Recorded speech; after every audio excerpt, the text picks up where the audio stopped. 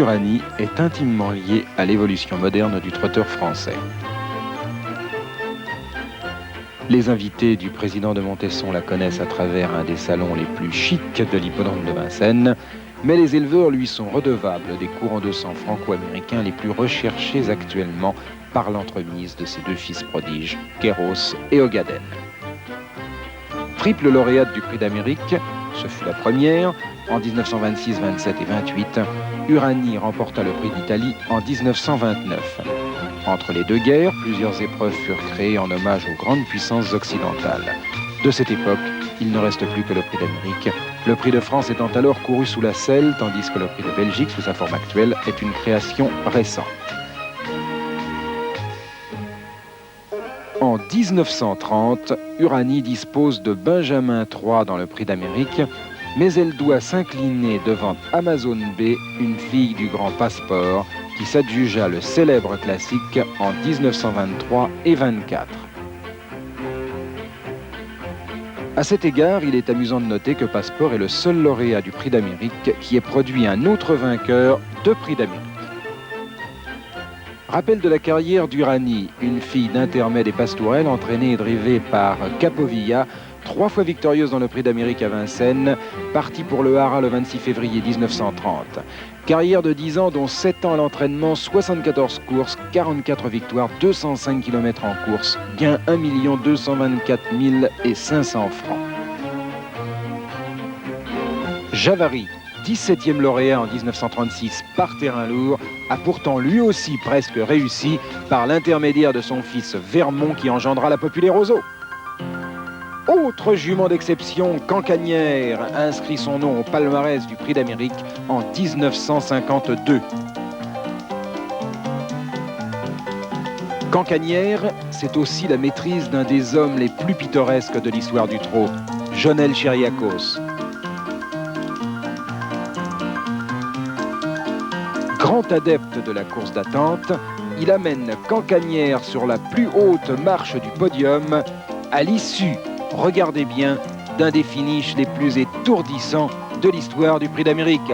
Cancanière à l'extérieur, elle est encore 4e, elle passe 3e et elle va coiffer tout le monde sur le poteau, voilà c'est fait. Jonel Chiriakos était aussi le prédécesseur de Léopold Verhoeven au centre d'entraînement de Pincevent, aujourd'hui disparu. 1956 révèle un des noms les plus prestigieux de l'histoire du trotting.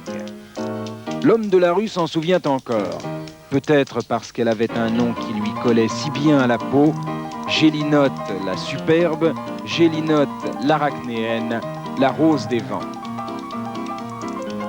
Nous la voyons ici remporter le Grand Prix de la loterie à Naples. Les tifosi ne l'ont pas oublié. Au nom de Gélinote, on se doit d'associer celui de Charlie Mills, surnommé le sorcier de Chaman. Tout l'entraînement moderne, tel qu'il est pratiqué à Grosbois ou ailleurs, repose sur les concepts de cet Irlandais révolutionnaire que nos plus fines cravaches considèrent encore comme leur maître. Dans un monde divisé par de sordides rivalités, nul ne contestera jamais l'héritage de Charlie Mills. Et Charlie Mills, c'est Gélinote, peut-être le couple le plus célèbre de l'histoire des courses avec le tandem Goujon-Ourasi. En janvier 56, il pleut sur Vincennes. C'est un des hivers les plus froids du siècle. Mais Gélinote enflamme les tribunes du plateau de Gravel.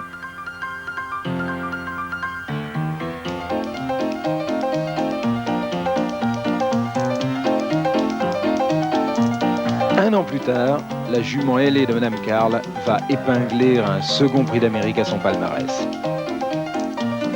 Mais Gélinote, tout autant que dans le cœur des turfistes, laissera sa trace au Haras.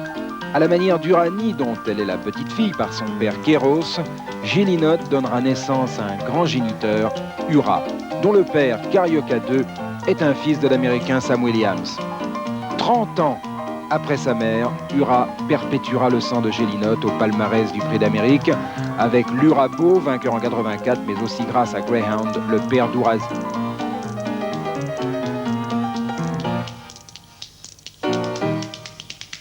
Gélinote, de retour aux balances.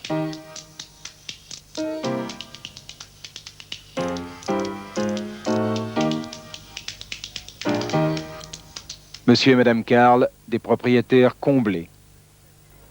14 trotteurs français, italiens et suédois prennent à Vincennes le départ du Grand Prix d'Amérique, la plus importante des épreuves européennes du genre. L'absence de Gélinotte est très regrettée, mais les 2600 mètres du parcours font un trop gros effort pour son handicap. De nombreux cracks peuvent prétendre à la victoire et Jamin, numéro 10, parti dans les derniers, remonte magnifiquement dans la ligne d'en face pour se placer en tête aux côtés de Charlie Mills qui drive Jolivet Nardet à la hauteur du dernier virage.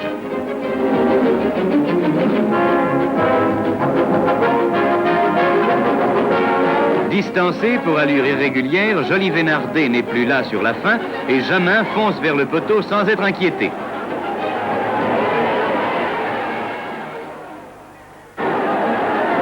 Une belle victoire de Jamin pour le grand jour de la saison de Vincennes.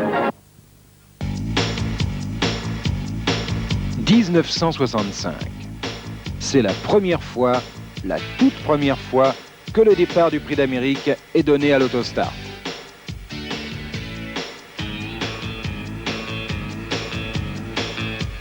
Et c'est la deuxième fois qu'Ozo y participe. Ozo, c'est la nouvelle coqueluche de Vincennes. Avec sa queue en trompette, elle a succédé à Gélinotte dans le cœur des turfistes.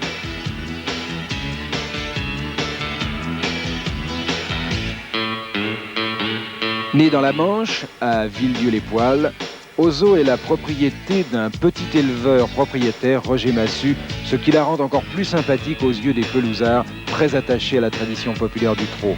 Roger Massu a mené sa jument à la victoire en 1963, mais cette année, il préfère laisser les guides au crack driver allemand Hans Frömming, qui vient de remporter le Prix d'Amérique avec Nike Hanover. À peine Ozo s'est-elle retirée de la compétition qu'une nouvelle étoile va naître. C'est l'époque des grandes juments de Vincennes, époque qui s'achèvera avec une de mai. Hans Frömming aurait pu remporter un troisième Prix d'Amérique consécutif en 1966 avec l'américaine Elma, mais une jument de 5 ans, quasiment inconnue, menée par un jeune driver, Jean-René Goujon, lui barre la route. Tout Vincennes n'avait Dieu que pour son compagnon d'écurie Oscar Herrel qui répondait au sobriquet de Petit Lapin. L'année suivante, en 67, Roquépine s'est affirmé. Monsieur Henry, alors au paroxysme de sa gloire, veut remporter son premier Prix d'Amérique. Premier Prix d'Amérique en tant que driver, bien sûr. Il s'installe donc au sulky de Roquépine et confie son Petit Lapin à Jean-René Goujon. Et Roquépine va contrôler la course du départ à l'arrivée. Regardez-la à la corde. Regardez Oscar Herrel à l'extérieur. Oscar est déjà commandé. Roquépine, elle, contrôle complètement les opérations. Et Roquépine s'en va vers ce qui sera son plus facile Prix d'Amérique. Elle en a remporté 3, dois-je le rappeler. Oscar Herrel va compléter le doublé de la célèbre casaque jaune, 3 de Lorraine noire. Ils sont déjà tous les deux en tête pour aborder la ligne droite. Et c'est l'italo-américain City Lights qui sera 3e, mais loin derrière les deux Lévesque. Pour Roquépine, c'est une véritable promenade de santé. Comme d'habitude, il faisait très beau à Vincennes.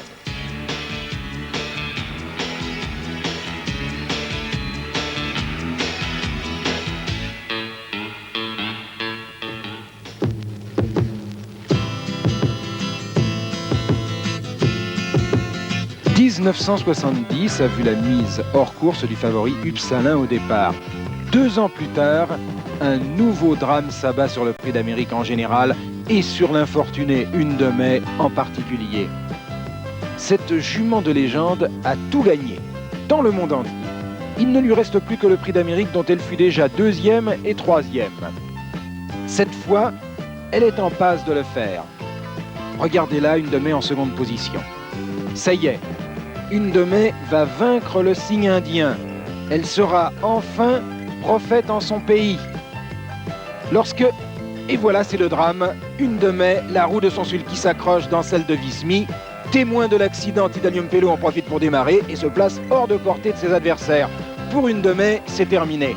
Son rival de toujours, surnommé le Diable Noir, remporte son second Prix d'Amérique consécutif devant les inattendus Volney 2 et Arbella, auteur d'une très belle fin de course. Un véritable crack, ce Titanium Pello, qui ne courait pratiquement que 2 fois par an pour enlever les 2 plus beaux fleurons de Vincennes, le Prix de Cornulier et le Prix d'Amérique.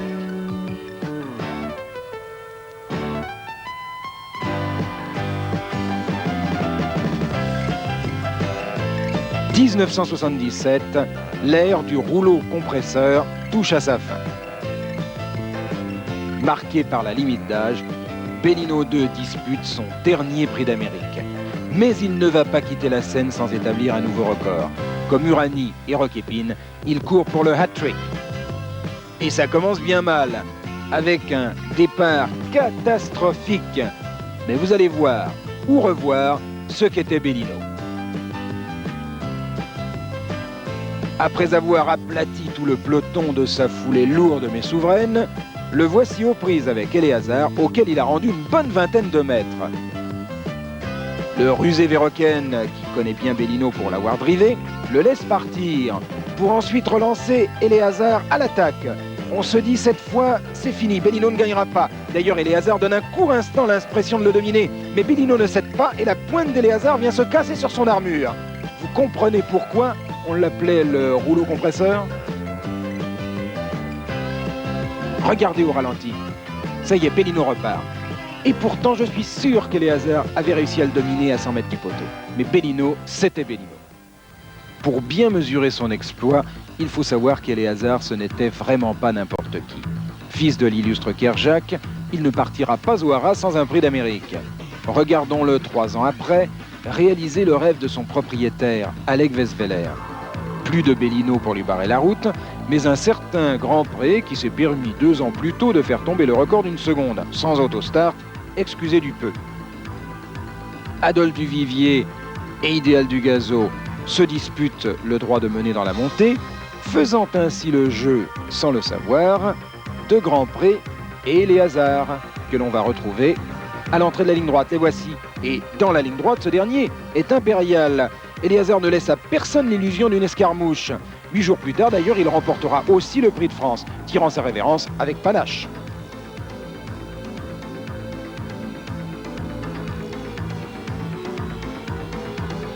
« 1981, c'est un grand cru. On retrouve Idéal du Gazo, que la France entière ne connaît encore que très peu. Idéal du Gazo qui deviendra la grande vedette que l'on sait. On retrouve Jorki, plutôt on trouve Jorki, un autre Verhoeven, un autre Kerjak, de grande naissance. Sa mère n'était autre que la célèbre Vanina. Et voici qu'Idéal du Gazo démarre dans la montée.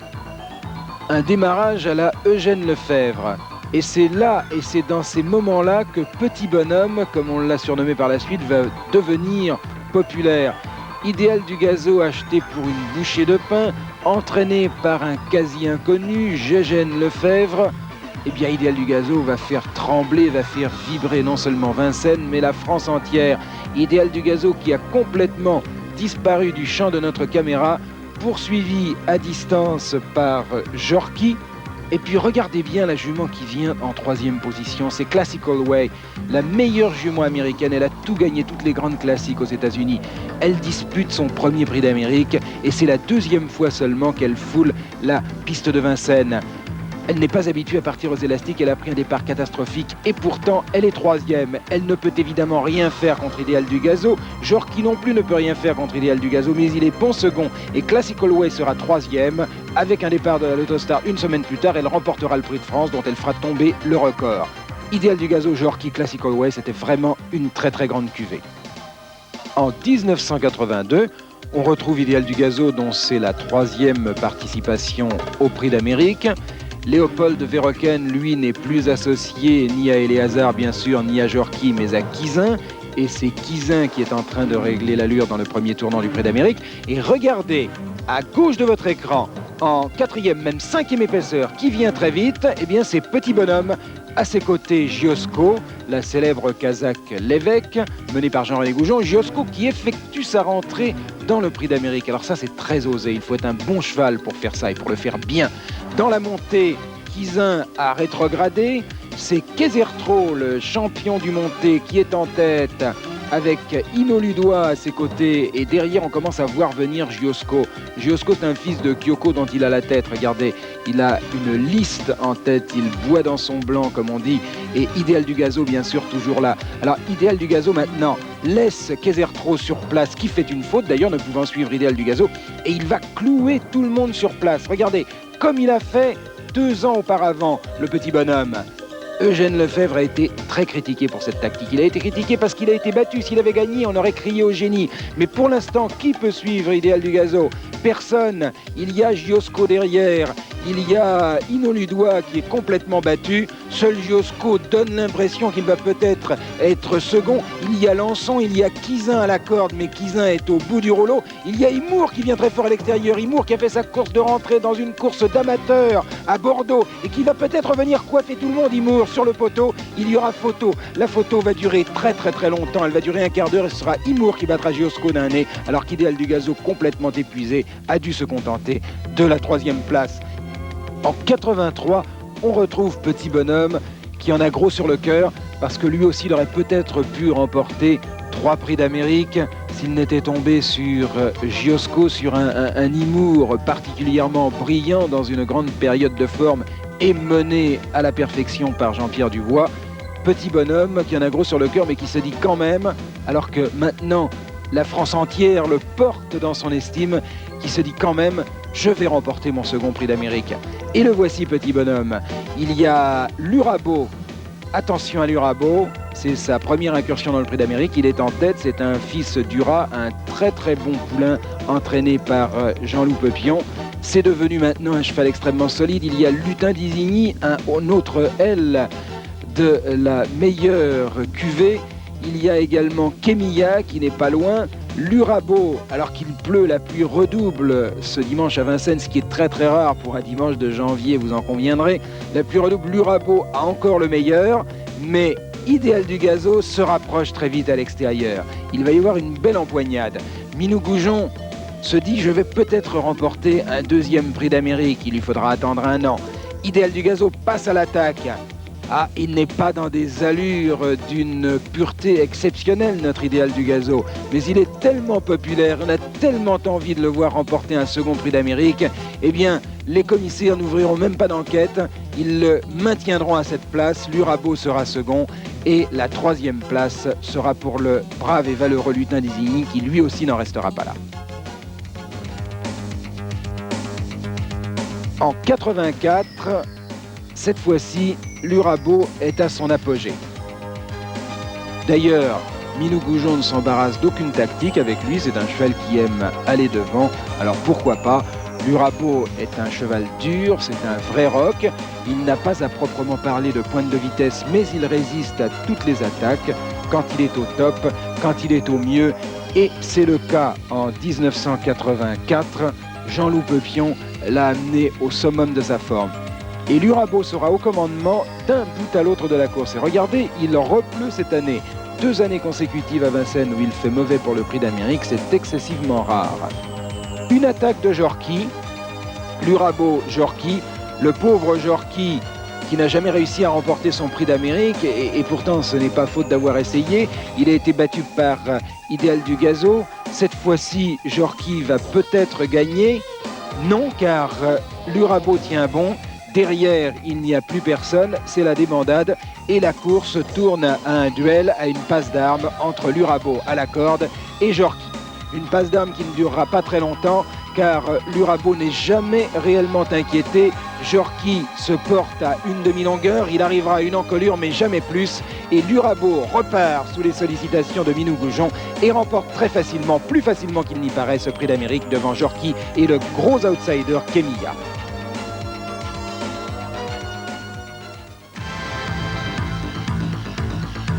En 85, c'est le tour de Lutin d'Isigny. Lutin était 3e en 83. Je vous avais dit qu'il finirait par gagner sa course. Ça va être la victoire du courage, la victoire de l'opiniâtreté. Lurabo est de nouveau au départ, mais ce n'est plus le même Lurabo. Il a connu des problèmes de jambes, il a eu des molettes. Jean-Loup Peupion, son entraîneur, a eu beaucoup de mal à lui faire reprendre l'exercice.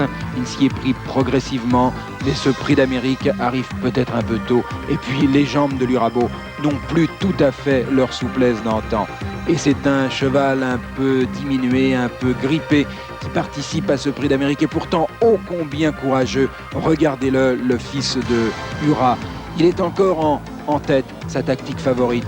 Il donne encore l'impression de pouvoir l'emporter. Lutin d'Isigny est à ses côtés. Minou Goujon a tout lâché, mais Jean-Paul André, le driver de Lutin d'Isigny, lui aussi sollicite vigoureusement son cheval. Minou du Donjon tire double en 4e position côté corde. Et puis on note un très très bel effort à l'extérieur de Major de Brion, autre sujet de Jean-Loup Pépion. Entrée de la ligne droite, Lurabeau repart sur son courage, sur sa hargne de vaincre, parce qu'il voudrait remporter un second prix d'Amérique. Il reprend un sulky, un demi-sulky, mais c'est trop, il ne peut plus. Et Lutin d'Isigny, lancé à fond par Jean-Paul André, se détache et remporte ce prix d'Amérique. Minou du Donjon va peut-être être second, il est second, non, il est coiffé dans les toutes dernières foulées par Montourbillon. Montourbillon qui connaît là sa première participation au prix d'Amérique. Et nous voici entrés dans l'ère Ourasi. Pour moi, je parle en mon nom, Ourasi c'est le plus grand cheval du siècle. Et pourtant, Dieu sait que nous avons vu défiler au cours de ces 30 minutes de projection des noms extrêmement célèbres comme Jamin, comme Gélinotte, Cancanier, Roquépine, Ozo, Tidalium Pello. Eh bien je crois qu'Ourasi est encore meilleur. On ne peut évidemment pas les comparer, c'est totalement impossible. Jamin a dû rendre 25 ou 50 mètres parfois pour l'emporter, ce qui n'est plus le cas d'Ourasi, tout du moins dans le prix d'Amérique. Mais regardez avec quelle facilité il va s'imposer dans ce prix d'Amérique 87, sa plus belle victoire. Il y a Ogorek derrière. Ils sont tous, pardonnez-moi cette expression populaire, ils sont tous à la rame. Et Jean-René Goujon tient Ourasi à plein bras et maintenant il le lâche. Il le commande un petit peu et Ourasi s'envole littéralement. Et lorsque l'on sait qu'Ourasi en 87, il n'est plus comme ça maintenant, mais il mettait quand même un tout petit peu les freins, il se ralentissait, il se relâchait en fin de parcours, eh bien cette victoire, cette écrasante supériorité sur l'américaine Great Singing qui vient coiffer tout le monde sur la fin et sur Ogorek, eh bien elle laisse sans voix. Quelques mois plus tard, c'est bien sûr dans le prix d'Amérique que voici. 3e participation d'Ourasi, 3e victoire, évidemment.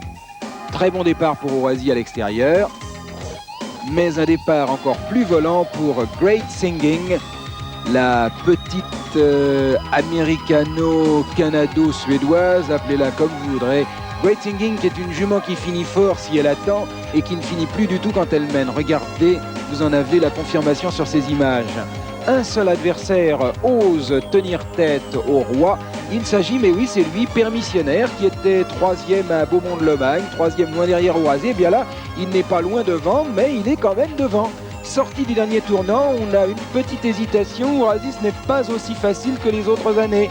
Permissionnaire lui tient tête, Permissionnaire est toujours là. Oh, le suspense ne dure pas très longtemps. Un coup de cravache, 2 coups de cravache sur les brancards uniquement, car Ourasi n'en a pas vraiment besoin. Il se détache, il s'envole et Permissionnaire devra se contenter de la seconde place. McDonough termine très très fort, il vient de loin bien finir 3e et Potin d'Amour sera 4e. Prix d'Amérique 89, on attend l'exploit. Potin d'Amour prend un départ volant et ce n'est malheureusement pas le cas pour Ourasi. On attend l'exploit. Quand je dis on, ce n'est pas seulement les turfistes, ce n'est pas seulement les sportsmen, les entraîneurs, les éleveurs, c'est toute la France. La France entière, même celle qui n'est pas concernée par le tiercé, même celle qui a horreur du jeu. Ourasi est devenu la plus grande vedette de cette fin de siècle, le plus grand sportif français du moment. On attend l'exploit parce que 4 victoires dans le prix d'Amérique, ça n'a jamais été fait. Et Ourasi doit y arriver car il a battu à plate couture tous les adversaires qui lui sont opposés, y compris Khalid Vry et Poroto à qui il a déjà rendu 25 mètres. Donc Ourasi ne doit pas avoir de problème. Mais hélas, des problèmes, ce jour-là, il en avait. Il a fallu que ça tombe le jour du prix d'Amérique. Regardez, Ourasi vient à l'extérieur comme d'habitude, mais il n'a pas sa superbe habituelle. Et là, il plafonne, il doit s'incliner. Et Khalid Vry repart. En vérité, elle ne repart pas, elle garde son avantage. Et Potin d'Amour vient lui souffler la seconde place, alors qu'Ourasi a pratiquement toujours battu Potin d'Amour. Que s'est-il passé? On le saura après. Ourasi était malade, mais oui, ça ne lui est pratiquement jamais arrivé. Et il montrera d'ailleurs, en remportant pour la première fois le prix de Paris et pour la 4e fois le critérium de vitesse de la Côte d'Azur, que cette défaite n'était pas celle de la logique, que cela ne retire rien à la très belle victoire de Kayla Gédé qui a établi le nouveau record du prix d'Amérique. A remporté ce 70e prix d'Amérique. Voilà, c'est à vous, Dominique. Oui, absolument, et nous sommes tous avec Jean-René Goujon. Et pour l'instant, les concurrents de ce 70e prix d'Amérique commencent déjà à se regrouper, donc dans l'aire de départ. Ils vont prendre place derrière les élastiques. Les 18 concurrents sont bien tous là, il n'en manque aucun l'appel. C'est Poroto pour l'instant avec Louis Boulard qui entre le premier dans cette aire de départ. Je cherche bien sûr Ourasi qui va sans doute s'élancer tout à l'extérieur. Attention à ce départ du 70e prix d'Amérique. Voilà, c'est parti maintenant avec Poroto et Ourasi qui partent ensemble complètement à l'extérieur du peloton, alors que Reine du Corta est parti à la corde, ainsi que Potin d'Amour maintenant qui va tenter de prendre l'avantage dans le premier tournant. Potin d'Amour est en tête devant Reine du Corta et Point de la Vaudère, et je passe le relais maintenant à Jean-Yves Vincent. Oui, Potin d'Amour qui va très librement après avoir cherché ses marques au départ, alors que vous pouvez constater que Ourasi est toujours en seconde position. En revanche, Louis Boulard a nettement rétrogradé avec Poroto. Pan de la Vaudère, casaque bleu et rouge, est très bien placé aux côtés de Reine du Corta. Reine du Corta, le numéro 14 qui vient de commettre une longue galopade en avant. Reine du Corta qui reste sur 4 succès consécutifs au trot monté et qui doit disparaître du devant de la scène avec un distancement sur le dos. C'est Potin d'Amour qui passe en tête aux tribunes avec Ourasi, suivi à l'extérieur par Poroto qui a recollé maintenant en 3e position, demi-longueur avec Ourasi, et Pussycat, le numéro 7 que vous allez apercevoir en casaque violette, vient très vite en 4e position, suivi de Pontobo, de Stirwen à l'extérieur et de Kébir de Chenu. Le numéro 12, Kayla Gédé vient d'être distancé. On aborde maintenant le bas de la descente et c'est Pussycat, une jument de vitesse qui prend maintenant l'avantage à l'amorce du tournant de Joinville avec un très léger avantage précisément sur Ourasi et sur Potin d'Amour qui se trouve en 3e position devant Pontombo. À l'extérieur se trouve toujours le bonnet jaune de Poroto. On est à peu près à 1500 mètres du poteau d'arrivée. Pussycat a fait le trou, c'est à vous, Dominique. Oui, Pussycat au prix d'un magnifique effort, donc est venu se porter en tête, un effort qui, espérons, ne sera pas prématuré. En revanche, Ourasi, tout va très bien pour lui, il est en 2e position, il surveille les opérations, accompagné à la corde par Potin d'Amour, devant encore Poroto à l'extérieur. Ensuite vient Pontobo avec également Indus, le concurrent finlandais qui est tout près. Je vous repasse l'antenne, Jean-Yves. Oui, pour la montée, toujours sur la conduite de Pussycat, Ourasi se tient une demi-longueur devant Potin d'Amour, suivi de Poroto, Kébir de Chenu, Pontobo, Pan de la Vaudère, Indus le long de la corde, Lierst également, suivi à l'extérieur par Sebrazac et Stirwend qui est placé tout à l'extérieur du peloton. On est maintenant à l'entrée du dernier kilomètre avec Ourasi qui passe à la hauteur de Pussycat, devant Poroto, suivi de Potin d'Amour, Kébir de Chenu à l'extérieur, Pan de la Vaudère, suivi. C'est à vous, Dominique. Avec Pussycat toujours en tête, mais Ourasi est à ses côtés à une demi-longueur à peine, alors que Potin d'Amour est tout près également à la 3e place, accompagné en dehors par Poroto, avec aussi Kébir de Chenu maintenant qui a l'air de se rapprocher très facilement, devant encore Pontobo qui est à la corde en 6-7e position, avec à l'extérieur aussi Sebrazac qui est bien placé. On va arriver bientôt aux 500 derniers mètres, avec Ourasi maintenant qui passe à l'attaque de Pussycat, qui lui prend pour l'instant une demi-tête d'avance, alors que Poroto attend toujours très près en 3e position, avec aussi Potin d'Amour, suivi également par Pontobo. C'est à vous pour les 500 derniers mètres, Jean-Yves. Oui, avec Ourasi, Pussycat toujours au premier plan. Poroto, le bonnet jaune, c'est en 3e position, qui bloque Potin d'Amour le long de la corde, suivi de Pontombo. Vous apercevez peut-être Sebrazac tout à l'extérieur du peloton, juste derrière Poroto. Et Ourasi, vous entendez la clameur du public, pénètre en tête dans la dernière ligne droite du plateau de Gravel devant Pussycat, maintenant sollicité, alors que Potin d'Amour et Poroto passent à l'extérieur pour passer à l'attaque de Ourasi. Ourasi qui possède maintenant une longueur d'avance sur Potin d'Amour, qui finit très fort, alors que Poroto plafonne et que Pussycat se défend chèrement le long de la corde. Sur la fin, Ourasi reste détaché et va remporter ce prix d'Amérique devant Potin d'Amour. 3e place à Poroto, 4e place à Pussycat. Ça y est, c'est fait. Ourasi est bien maintenant le cheval du siècle. 4e victoire dans ce prix d'Amérique, et une grosse satisfaction pour son entraîneur Jean-René Goujon, qui l'a vu gagner juste devant ses yeux au 2e niveau des tribunes de Vincennes. Une splendide victoire, et vous avez vu que Ourasi n'a pas hésité à prendre l'avantage aux côtés de Pussycat à la mi-course, et même bien avant d'ailleurs. Et une enquête est ouverte sur les allures de Potin d'Amour en fin de parcours. Potin d'Amour qui a fait vraiment le maximum pour essayer de rejoindre Ourasi, mais Ourasi effectivement était au top et il n'était pas question de l'inquiéter. Quant à la 3e, eh bien elle a réalisé ici une performance absolument extraordinaire. Le numéro 7, Pussycat, arrivé 4e, une très belle performance sur cette distance et dans cette épreuve. 2 chevaux distancés, je vous l'ai dit, 3 chevaux distancés plus exactement. Reine du Corta en début de parcours, elle a eu du mal à s'équilibrer. Puis Kela GD, c'est la grosse déception pour Roger Baudron. Oui, Jean-François. J'en ai les larmes aux yeux, c'est l'émotion. Bravo mon pépère, bravo mon petit fiston, bravo mon Ourasi. Je suis tellement heureux qu'il ait gagné. Minou, c'est fantastique. Qu'est-ce que vous me dites tout de suite? Je vous dis oui, c'est fantastique. Minou, ça fait le 3e? Ouais, pour moi, c'est mon 3e prix d'Amérique. Je suis content. Bon, le 4e pour Ourasi, mais je suis surtout content pour mon frère d'avoir réussi à gagner cette course. Alors Minou, maintenant, un peu plus... on va être technique maintenant. Comment ça s'est passé? Bah, ma foi, bien. Parce que je suis bien parti et je me suis trouvé bien placé tout de suite. Alors après, j'ai pas eu trop de problèmes. C'était le grand Ourasi, l'Ourasi des grands jours? Bah, je pense que oui, hein, parce que une fois que je me suis trouvé en tête, j'ai démarré avec un entraîne droite et il l'a vraiment bien fait. Hein. Ah, j'ai appuyé jusqu'au bout parce que j'ai dit... Il fallait pas le louper, quoi. Mais... Imperturbable. Je crois que, et si l'on dit que le psychisme et que les nerfs comptent énormément avant une course, je crois que Ténor, en ayant les moyens physiques pour gagner ce prix d'Amérique, je pense que le psychisme va suivre, Olivier. Ténor de Beaune, oui, le numéro 15. Il faut un petit peu parler de sa cote car c'est une cote assez étonnante. Il est à 5 pour 10, c'est-à-dire qu'il vous rapporterait 1,50 franc s'il venait à l'emporter. On aurait pu attendre un peu moins car Ténor de Beaune, n'oublions pas, est toujours invaincu à ce jour après 29 tentatives. Les concurrents se rassemblent. Vous les avez maintenant en gros plan. C'est dire que le départ de ce prix d'Amérique est imminent. Il pénètre sur la piste. À vous, Jean-François, pour nous faire vivre les premiers mètres de ce prix d'Amérique. Les premiers mètres du prix d'Amérique Cross avec Rêve du Don tout à l'extérieur qui part extrêmement vite. Également Sabre d'Avril, lui il sait partir. Tipouf Kazakh Vert est parti très vite également et Ténor de Beaune est venu se placer à côté de Tipouf. Alors Tipouf Kazakh Vert Rose va prendre le commandement. Ténor de Beaune a la meilleure place puisqu'il est à l'extérieur, donc il ne va pas être enveloppé par un cheval qui pourrait éventuellement l'empêcher de sortir. Sabre d'Avril, le numéro 12, colle à la corde, c'est un gros outsider.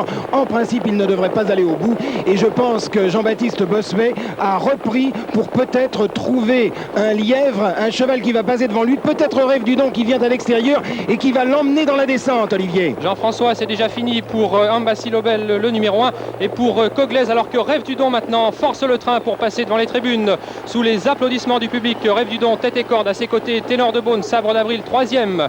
Tipouf un petit peu plus loin avec Sédouk Super, alors que Shalom vient ensuite avec également Kela GD tout en dehors. Tabablon est au centre du peloton avec Sédouk Super, Riton du Gîte, Catalinska, Piper Cup, Ultra Ducal, alors que je vous rappelle qu'Ambassi Lobel, le numéro 1, et que Coglaise, le numéro 6, sont distancés. Un bon effort, je crois, Jean-François, de Kela GD en dehors. Oui, Olivier, j'allais vous le dire, Kela GD, vous vous rappelez que quand elle a battu Ourasi, la seule tactique qu'elle ait pu appliquer pour battre ce super crack, c'était de prendre la tête et la corde. Mais Jean-Baptiste Bossuet, au-dessus le kit Ténor de Beaune, le sait, et il ne va certainement pas la laisser faire, pas plus que Yves Dreux qui pour l'instant contrôle la tête et la corde.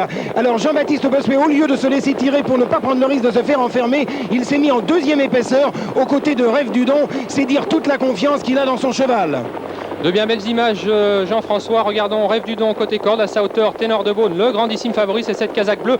Le numéro 15, ils sont environ à mi-parcours alors que Kela GD est en 3e position. Tipouf est à sa hauteur, Sabre d'Avril vient ensuite avec Shalom. Gros plan maintenant sur Ténor de Beaune qui est toujours au commandement en compagnie de Rêve du Don. Les deux favoris pour l'instant aux 2 premières places. Que se passe-t-il, Jean-François, derrière? Eh bien, on assiste à une formidable course tactique puisque Rêve du Don et Ténor de Beaune s'observent. Kela GD est légèrement braquée, elle a la tête tournée à gauche. Roger Baudron a du mal à s'en servir, mais Kela GD, on connaît sa susceptibilité et je crois qu'on va assister à une très très belle fin de course puisque les 2 principaux favoris se regardent, ils s'observent. Pour l'instant, ils n'ont dévoilé aucun de leurs atouts majeurs. Personne ne passe à l'attaque en effet, Jean-François, avec toujours Ténor de Beaune et Rêve du Don qui pour l'instant mène le bal dans ce prix d'Amérique. Ensuite Sabre d'Avril a du mal à suivre, Tipouf est là, Kela GD bien placé avec Shalom également qui tente de revenir pour l'instant. Ultra Ducal qui commence à venir à l'extérieur. Ultra Ducal tout à gauche de l'écran, vous l'avez maintenant, ce numéro 13 qui vient très fort alors que Ténor de Beaune semble-t-il commence à lâcher maintenant. Rêve du Don, Ultra Ducal qui tente de revenir. Les 2 favoris de ce 67e prix d'Amérique vont déboucher. Ténor s'en va, Olivier, Ténor s'en va car Yves Dreux a commencé à commander son cheval et Jean-Baptiste n'a rien demandé à son favori. Ténor s'en va en effet, vous le voyez, il prend une demi-longueur, une longueur d'avance maintenant à l'entrée de la ligne droite. Rêve du Don ne peut réagir. Ténor de Beaune pour l'instant magnifique dans ce prix d'Amérique. Il a l'avantage à l'entrée de la ligne droite. Rêve du Don est en seconde position, visiblement sur ses fins. Ténor de Beaune va remporter son premier prix d'Amérique, cela ne fait aucun doute maintenant. remontée. Rêve du Don est en seconde position, attaqué par Ultra Ducal, alors que Kela GD est quatrième, attaqué maintenant par Picker Cup. Le numéro 15, Ténor de Beaune, qui l'emporte, magistrale victoire. La seconde place pour le 17, Rêve du Don. Troisième, semble-t-il, Ultra Ducal. Et quatrième, peut-être le concurrent suédois, le numéro 14, Piper Cup, magistrale démonstration du numéro 15, Ténor de Beaune. Paul Viel, le grand favori, à 1 franc 20 pour 1 franc. Il fera 1 franc 20 pour 1 franc en cote finale, grâce en particulier à Quinel, le numéro 9, qui descend, tenez-vous bien, de 30 contre 1 à 10 francs. On est très confiant chez nos amis étrangers. Le numéro 9, Quinel, une casaque bleue que nous verrons à l'écran tout à l'heure. Voilà en particulier Idéal qui se présente à vous, cette casaque foncée, toque foncée verte. Idéal, le numéro 3, une petite boule de muscle à gauche de votre écran qui vient de finir très fort sur le plateau de Gravel. Voilà Roger Baudron et Kela GD. Kela GD, c'est la tombeuse d'Ourasie il y a quelques saisons dans ce prix d'Amérique. Voilà Kela GD qui va tenter, malgré son âge, de vaincre aujourd'hui. Elle aura une rude tâche face au phénomène Ultra Ducal. Voilà celui qui a été acheté une bouchée de pain, 6 000 francs. Pensez donc 6 000 francs à son achat. Il a gagné des millions de centimes. C'est Ursulo de Crouet, ce battant confié à Joël Allais. Voilà Ultra Ducal à vous devant l'écran, cette casaque noire toque rose Ultra Ducal. Comment va-t-il s'élancer? Quelle sera sa tactique? Paul Viel a décidé de pratiquement partir à l'extérieur de la piste, semble-t-il, mais le départ va être repris dans quelques instants. Difficile de dire la tactique d'Ultra Ducal, un cheval qui s'élance lentement. Il est bien meilleur en course que le matin, comme nous le confie Paul Viel. Il sera certainement plus heureux qu'en 91, où il avait, semble-t-il, été très malheureux, et il aurait pu inquiéter Ténor de Beaune, le vainqueur de l'an dernier. Il est impossible de prévoir une tactique. Paul Viel va certainement dans quelques instants lancer son partenaire tout à l'extérieur de la piste. Il s'élance lancement. Est-ce qu'il va partir très vite? Nous allons le savoir dans quelques instants. Bruno Viel, vous êtes avec Ultra Ducal dans le corps du peloton. Ultra Ducal qui est parti très vite à l'extérieur. Il s'est même installé au commandement alors que le 15 Piper Cup est très mal parti. Il est au galop mais il est vite remis. C'est Tac Tac maintenant qui vient de s'emparer du commandement. Kazakh jaune, toque noir accompagné par Tabablon, le numéro 13 tout à l'extérieur. En troisième position vient le numéro 16 Ursulo de Crouet avec Verdict GD, le 4 Kazakh Brune qui est parti très fort à l'extérieur. Et puis en bonne place le numéro 14 Busseged alors qu'ils ont fait environ 300 mètres de course. Avec un concurrent très mal parti, le numéro 15 Piper Cup. À l'arrière-garde également Idéal qui a complètement raté son départ. C'est le numéro 3 et ces deux concurrents sont d'ailleurs distancés, le 3 Idéal et le 15 Piper Cup. Ultra Ducal après son excellent départ a rétrogradé quelque peu, environ 12e position pour l'instant. Tabablon a pris le train à son compte, il mène librement, attaqué à l'extérieur en deuxième position par Verdict GD, le numéro 4 qui tente de se rapprocher. En troisième position vient Ursulo de Crouet, le numéro 16 Kazakh bleu toque jaune. En quatrième position, un bon rapproché du numéro 5 Tac Tac le long de la corde, Kazakh jaune. À ses côtés Trot Busseged et puis en bonne place également le numéro 10 Atas Sparta Health qui se trouve en cinquième position. Alors que Roger Baudron au sulky de Kela GD, le numéro 17, tente un bon effort. Ultra Ducal est avant-dernier en compagnie du numéro 9 Queen L, la suédoise qui est très jouée sur le champ de course. Ultra Ducal qui commence maintenant à déboîter alors que nous sommes au bas de la descente à environ 1600 mètres du disque final. Une allure assez soutenue, nous sommes à 55 km/h. Tabablon a toujours l'avantage sur Verdict GD. En troisième position, Atas Fighter L qui fait tous les extérieurs. Le long de la corde, quatrième tout près se tient Tac Tac, Kazakh jaune, toque noir accompagné par Ursulo de Crouet. Le numéro 1 Mido Spike se tient septième tout près, juste devant Busseged. Et puis en bonne place également le 12 Sebrazak, alors qu'Ultra Ducal est en 14-15e position, Olivier.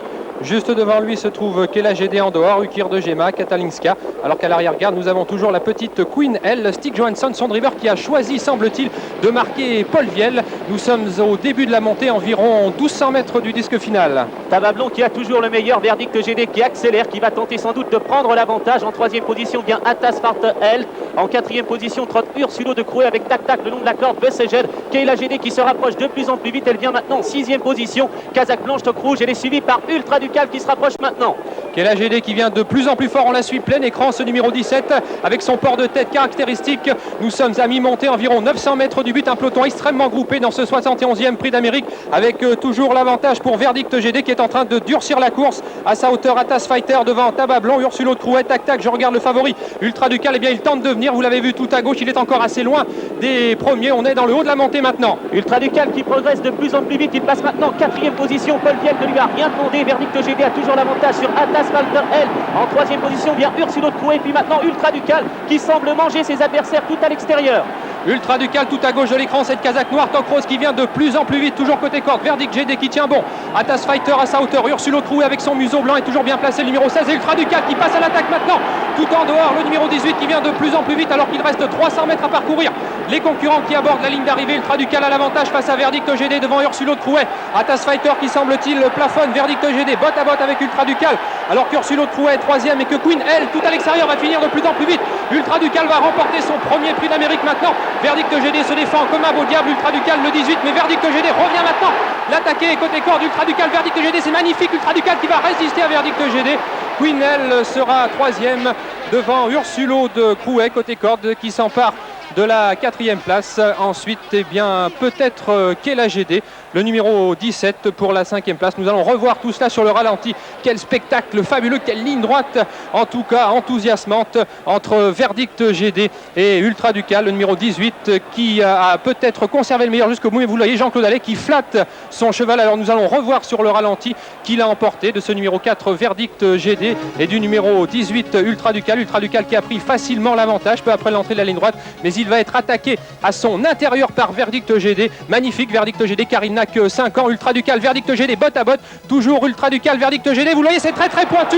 Presque un didit parfait. On va attendre maintenant le développement de la photographie. Vous le voyez, on ne peut pas pour l'instant départager ces deux premiers. Queen L, le numéro 9, est 3e. Ursulo de Crouet est 4e. Et ensuite, eh bien, c'est très très pointu entre le 14 Bizejt et Kela GD, le numéro 17. Une photographie très très très très pointue sous un autre angle. Donc Paul Viel au sulky d'Ultra Ducal et Jean-Claude Allais au sulky de Verdict GD. Ils franchissent le poteau dans la même battue. Vous regarderez que Paul Viel n'a pas débouché les oreilles de son champion qui l'a emporté. Eh bien, ma foi, nous allons attendre. Le suspense continue à Vincennes pour ce 71e prix d'Amérique. Une photographie extrêmement pointue, mais quel beau spectacle nous ont offert les concurrents de ce prix d'Amérique. Attention, pour la petite histoire, une enquête qui est ouverte sur les allures du numéro 16 Ursulo de Crouet qui se classe 4e. Photographie donc très très pointue entre Paul Viel au sulky du 18 Ultra Ducal et Jean-Claude Allais au sulky de ce numéro 4 Verdict GD qui l'a emporté. Eh bien, bien malin qui pourrait le dire. Le suspense continue. Bruno Diel en compagnie, je crois, de Jean-Claude Allais.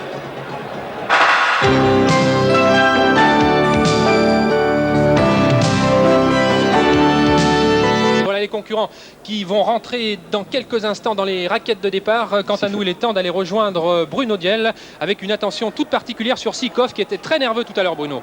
2650 mètres, on suivra effectivement Sikov qui est parti au centre de la piste. Il est parti en tête pratiquement à l'extérieur. Duclos est au galop. Le long de la corde autour de nous a pris une position stratégique. Vrélutin est également parmi les premiers. Et puis Uran Soton, Kazakh Vert, est en 5e position le long de la corde. Alors que Queen L a concédé un terrain précieux, mais cela il fallait s'y attendre. Elle est en avant-dernière position en compagnie d'Uzo Charmeur et c'est Duclos et Sikov, ce n'est pas une surprise, qui occupent les deux premières places, suivi de Vrélutin. Autour de nous le long de la corde, Uran Soton, et voici Ursulo de Crouet avec son nez blanc qui se rapproche très vivement des premiers. Ursulo de Crouet qui passe en 3e position à l'extérieur, alors qu'on a en 5e position Calais côté corde autour de nous. Dans son sillage, on aperçoit Uran Soton. Bourazi est là, 5-6e, et à l'extérieur, Ténor de Beaune, le numéro 17 qui pointe maintenant. Ténor de Beaune dans son allure caractéristique et sous les divas du public qui vient maintenant en 3e, 4e position. Il va venir aux côtés de Sikov pour l'instant qui ne tire pas beaucoup. Et nous avons Duclos, Ursulo de Crouet qui compose le groupe de tête devant Sikov, Ténor de Beaune autour de nous, Vrélutin, Vourazi et Ukir de Gema qui vient à l'arrière-garde, Vizir Ponvautier, Uzo Charmeur avec Strabo.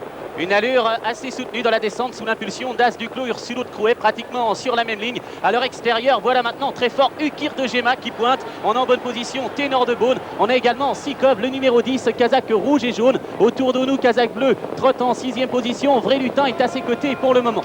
Nous avons peut-être retrouvé le grand Ténor de Beaune. Pour l'instant, il est aux côtés d'Ursulo de Crouet et Duclos qui ne s'en laisse pas compter en 4e épaisseur. Ce sera dur pour lui. Ukir de Gema autour de nous. Ukir de Gema qui reprend d'ailleurs Philippe Haller, son driver qui reprend. Il met un petit peu dans la boîte le numéro 10 Sikov. Est-ce qu'il ne va pas trop tirer? Nous l'avons à l'écran. Il se braque un petit peu. Regardez Jos Verbeek qui est obligé de le reprendre. Attention car peut-être il ne finira pas sa course. Regardez, il tire comme un treuil comme l'on dit. C'est vrai, Jos essaye de tempérer les ardeurs de Sikov. Devant, Duclos a toujours l'avantage. Ursulo de Crouet est en 2e position. Ténor de Beaune est toujours 3e. Sikov est 4e. Il tire encore énormément. Autour de nous est là également. Tandis que Queen L vient à l'extérieur. Elle est 10-11e.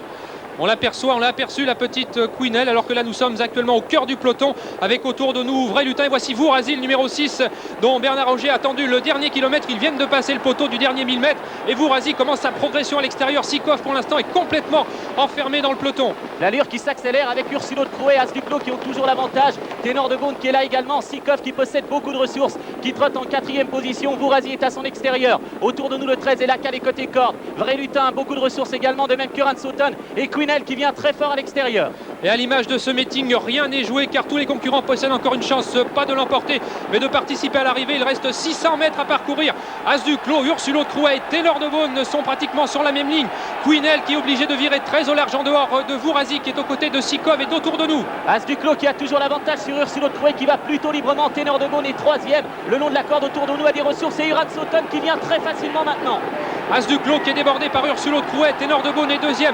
Autour de nous qui attend l'ouverture, Sikov qui vient maintenant très vite avec Vourazy, Queenel et même Kit Lobel tout en dehors. Attention, nous allons assister à une magnifique fin de course dans ce 72e Prix d'Amérique. Ténor de Beaune qui est débordé maintenant par Sikov, Ursulo de Crouet qui est battu et à l'extérieur on termine fort avec Vourazy, avec Queenel et avec Uran Sutton qui est au galop maintenant. C'est Queenel à l'extérieur qui a l'avantage, Queenel qui va peut-être remporter ce Prix d'Amérique. Oui, Queenel va s'imposer, le numéro 11 face au 5 Ukir de Gema, au 10 Sikov, au 6 Vourazy et également peut-être au numéro 15 Uno Atou qui a fini à toute allure côté corde. Je ne sais pas si vous l'avez vu, mais Stig Johansson a lancé sa cravache en l'air sitôt qu'il a eu passé le poteau. Une belle victoire pour cette petite Queenel. Elle est très attachante, elle est toute minuscule, regardez-la, elle ne plie pas les genoux. Elle a remporté ce Prix d'Amérique après un départ très lent. Vraiment, c'est une véritable championne. On l'avait vu terminer à la 3e place l'an dernier et Peter Enberg nous l'avait dit avant le départ, eh bien, elle était beaucoup mieux que l'an dernier. Elle a pu en profiter, nous allons le revoir sur le ralenti qui va nous être proposé dans quelques instants. Voilà qui est fait. Elle a pu en profiter pour remporter ce Prix d'Amérique d'une façon magistrale. Il n'y a pas eu photo comme l'on dit. La 2e place pour un étonnant Ukir de Gema, le numéro 5. La 3e place pour Vourazy qui a remarquablement couru. Sikov seulement 4e. Et la 5e place, eh bien, non pour Uran Sutton car il est au galop, mais peut-être pour Ténor de Beaune ou Uno Atou. Ils sont à la photographie. Peut-être un petit avantage pour le 15 Uno Atou à la photographie avec le numéro 17 Ténor de Beaune. Combinaison gagnante de ce quintet plus 11, 5, 6, 10 et vraisemblablement le numéro 15 Uno Atou. Jos Verbeek qui regarde à l'extérieur, il sait qu'il est dominé, il devra se contenter. Regardez Johansson qui jette sa cravache en l'air et tout le public suédois bien sûr qui est venu en nombre aujourd'hui l'applaudit. C'est une belle victoire. J'ai l'impression que c'est Alpha Barbet qui va tenter de partir tout à l'extérieur, mais j'ai l'impression également que Philippe Allaire veut faire partir remarquablement Blue Dream, le numéro 8. Attention, un départ imminent, Vive Ludoise au centre de la piste, le numéro 11 qui est parti remarquablement. Sikov le 17 est également remarquablement parti et puis on a le numéro 10 Vrailutin qui a pris un très bon départ après 200 mètres. Sikov le 17 s'installe en tête avec Vrailutin et le 18 Ursulo de Crouet. Eh bien Bruno Christian Bijon voulait tenter le tout pour le tout. Eh bien il a complètement raté son départ, il est presque arrêté, en tout cas il est à 100 mètres des premiers et c'est Sikov comme l'avait confié Jos Verbeek qui s'installe en commandement. Vrailutin est en 2e position et Uno Atou qui est 3e. Queenel est au sein du peloton. Dans le dos de Sikov en 2e position, calé côté corde, le 18 Ursulo de Crouet. Avenir de C est en 5e position, il est suivi par Ulster du cadran à l'extérieur. Blue Dream se tient 6-7e, il est accompagné par Vive Ludoise qui avait commis une toute petite faute après 300 mètres. Arnaqueur le 9 est au sein du peloton devant Unique James. Pour l'instant c'est Houston Loco, Useria qui ferme la marche alors que les concurrents passent devant les tribunes. On ne va pas trop vite semble-t-il et c'est Sikov qui a le meilleur, Ursulo de Crouet qui est 2e, Uno Atou qui vient 3e devant Vrailutin. Vive Ludoise qui se rapproche. Où se trouve Vourazy? Eh bien elle est à hauteur de Queenel en fin de peloton. Elle est tout de même assez mal embarquée pour l'instant, mais la course ne fait que commencer. On va assez vite tout de même dans la descente, même si Jos Verbeek, le driver du 17 Sikov, a repris. Il regarde à l'extérieur, se rapproche Vive Ludoise, le numéro 11 qui trotte en 2e position. Uno Atou, le 15 est 3e, il précède Ursulo de Crouet. Vrailutin vient ensuite avec Ulster du cadran. Blue Dream, le numéro 8. Unique James un petit peu plus loin. Vourazy essaye de se rapprocher, mais elle est très loin des premiers. Nous sommes à près de 57 km/h. Est-ce que Sikov et Jos Verbeek ne vont pas nous faire un numéro dont ils ont le secret? En tout cas, ils ont 3 ou 4 longueurs d'avance à mi-parcours. Vive Ludoise est en 2e position. Ursulo de Crouet qui vient 3e et gros plan maintenant sur ce numéro 17 Sikov qui pour l'instant a les choses bien en main. Mais attention, 2700 mètres, c'est peut-être le bout du monde pour lui, mais il accentue encore son avance. Jos Verbeek a-t-il choisi le moment opportun? Nous allons le savoir dans quelques instants. Il possède une vingtaine de mètres d'avance sur Vive Ludoise, le 11 qui est au galop. Olivier, elle disparaît et perd toute chance. C'est Ursulo de Crouet, le 18 qui est en 2e position. Uno Atou est 3e, le 6 Ulster du cadran vient ensuite. Il est suivi par Vrailutin, Blue Dream. Les favoris tentent de se rapprocher, mais ils sont très loin pour le moment. On aperçoit la petite Quinel qui est lancée maintenant à la poursuite de Sikov, mais est-ce qu'elle va pouvoir refaire alors qu'il passe le poteau des 1000 mètres, 50 mètres sur Sikov, un final en tout cas fabuleux, toujours Sikov qui a le meilleur ami monté. En deuxième position, Ulster du cadran, Unoatu et Quinel qui vient et qui est suivi comme son ombre par Vourazy. Une course-poursuite impressionnante, Sikov qui maintient la pression, 15 mètres d'avance sur Ulster du cadran, Quinel qui commence à se rapprocher en troisième position, suivi par Ursulo de Crouet, Unoatu et Vourazy dans le dos de Quinel.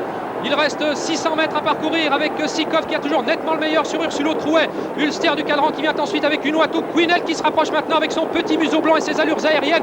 Et Vourazy qui est dans son sillage. Ah là là, quelle fin de course!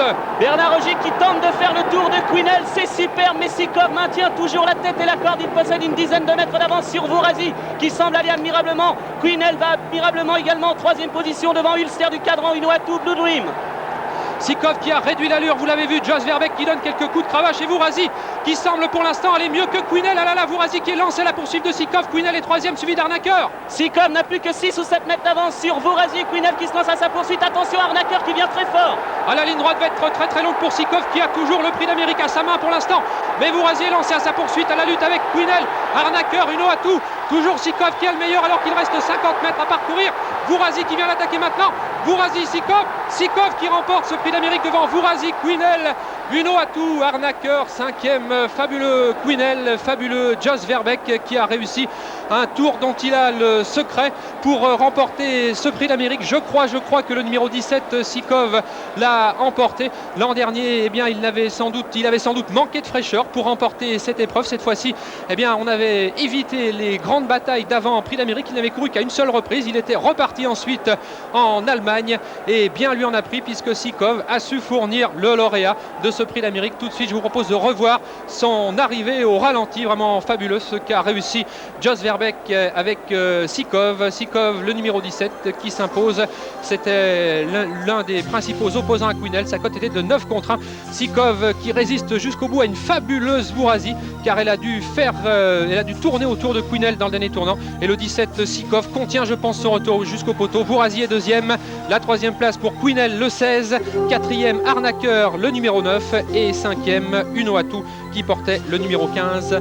17, 13, 16, 9 et 15 est sans doute l'un des plus gros prix d'Amérique de ces dernières années avec une folle course-poursuite entre Sikov qui au bas de la montée comptait pas loin de 50 mètres d'avance et Quinel et Vourazy qui se sont lancés dans le haut de la montée à sa poursuite. Alors Sikov, Jean-Marie, est-ce que Jos Verbeek peut rééditer son fabuleux exploit de l'an dernier?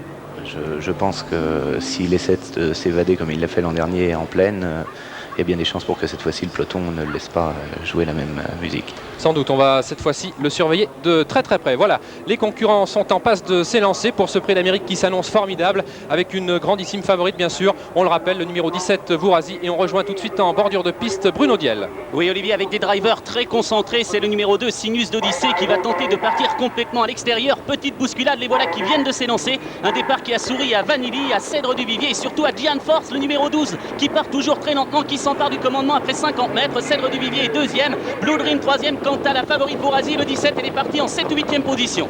Notons Bruno qu'un concurrent a pratiquement perdu toute chance, le numéro 10 Houston Loco. Il lui sera très difficile de revenir, eh bien il ne pourra plus revenir car il vient d'être disqualifié. Et tout à l'extérieur c'est Gian Force qui tente de faire le forcing avec Cèdre du Vivier. Attention, c'est un cheval très dur et puis Sikov le long de la corde avec également Blue Dream. 4 chevaux, 2 fronts, Sikov côté corde, Blue Dream à son extérieur, un petit peu au-dessus. On trouve Cèdre du Vivier puis le numéro 12 qui n'a pas pu se rabattre, Gian Force. Ils sont suivis par Shanrax, remarquablement parti. À Beauvolo vient ensuite avec Vanilly, Bonheur de Tillard et Vourazy.